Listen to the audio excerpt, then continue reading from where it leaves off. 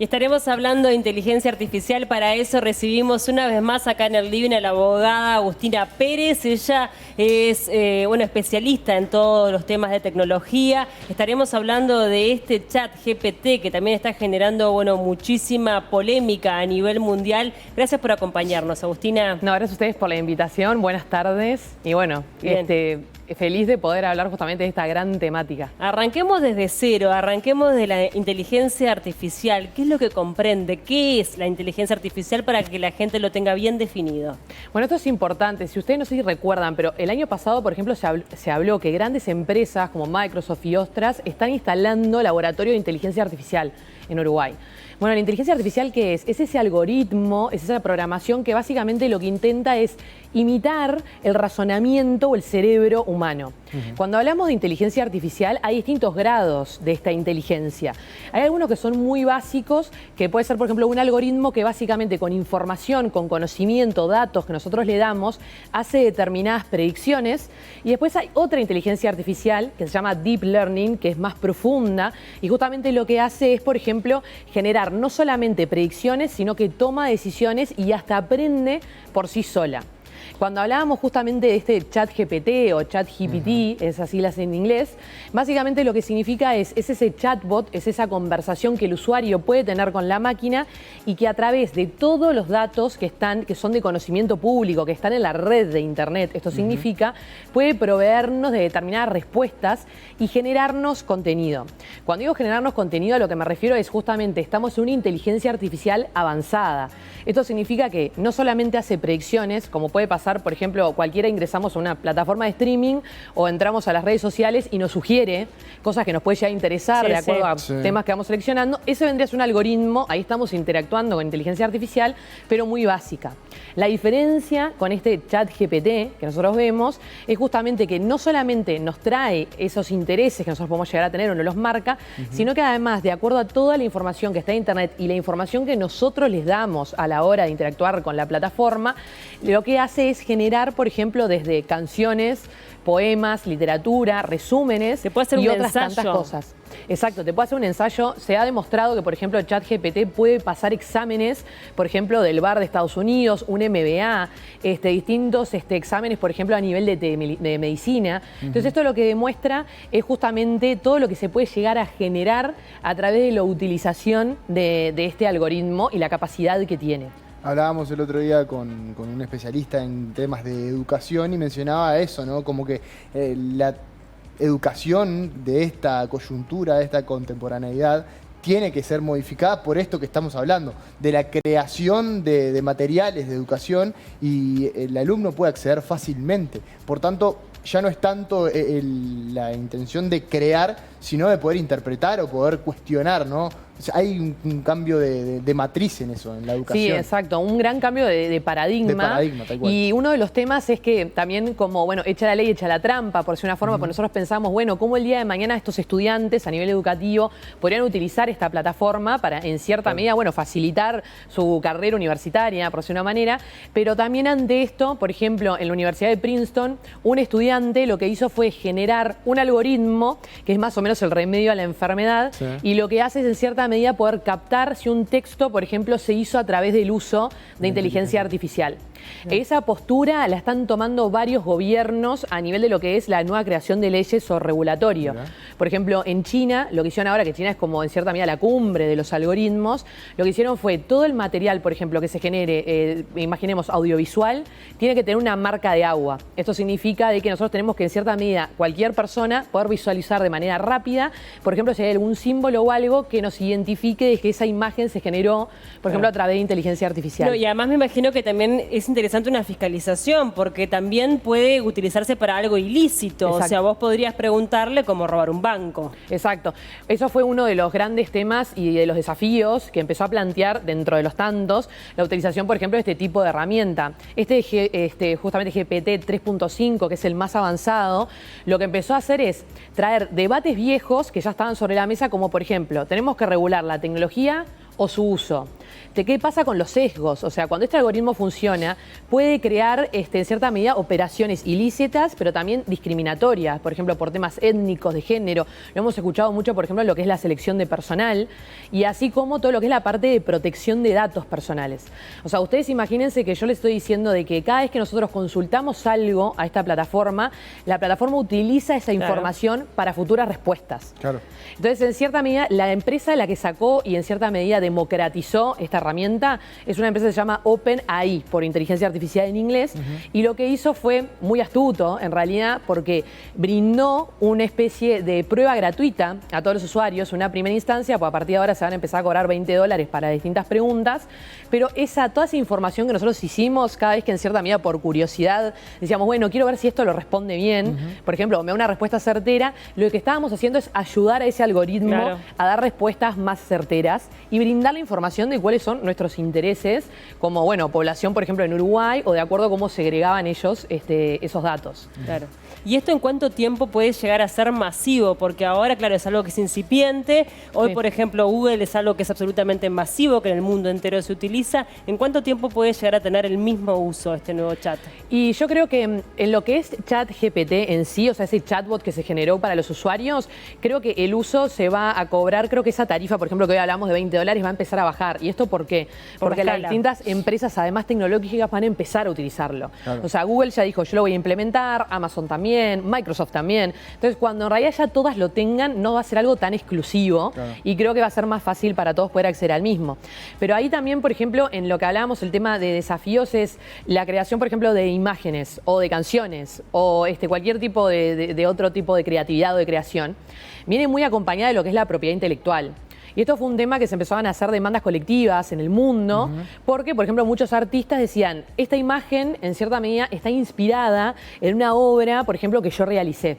Claro. Entonces, a nivel de lo que es justamente la Organización Mundial de Propiedad Intelectual, esto es un gran desafío, porque dijeron, bueno, ¿cómo hacemos para en cierta medida poder amparar a todos esos artistas, ¿no?, que están y que en cierta medida tienen su arte y tienen ese derecho de autor, pero que este algoritmo los toma de inspiración porque toma todo aquello que está en el dominio público?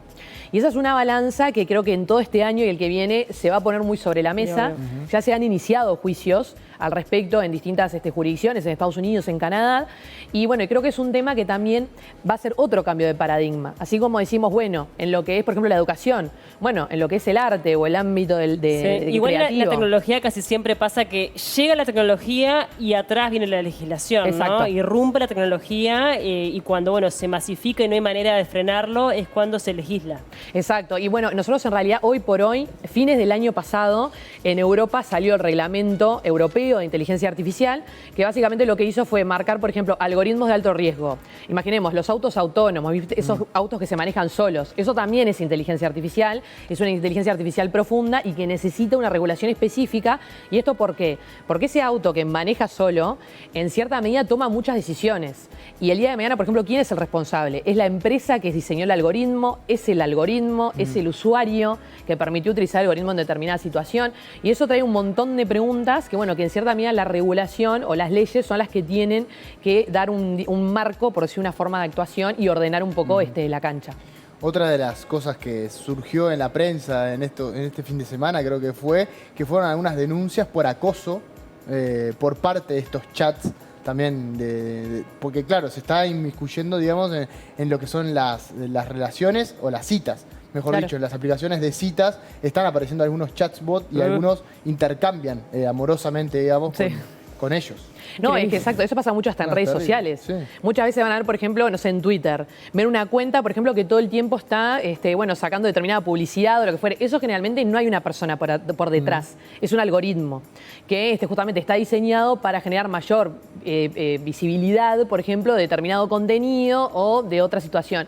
Y eso es uno de los temas muy importantes. El tema es que el usuario pueda diferenciar que efectivamente no hay una persona por detrás. Claro. Como en el caso que vos planteás, es aún peor aún. común, porque en cierta medida estamos intercambiando información que puede ser personal, privada, pero además también en cierta medida puede llegar hasta actos delictivos, ¿no? Porque en cierta medida, ¿por qué se genera ese intercambio? ¿Es para un encuentro?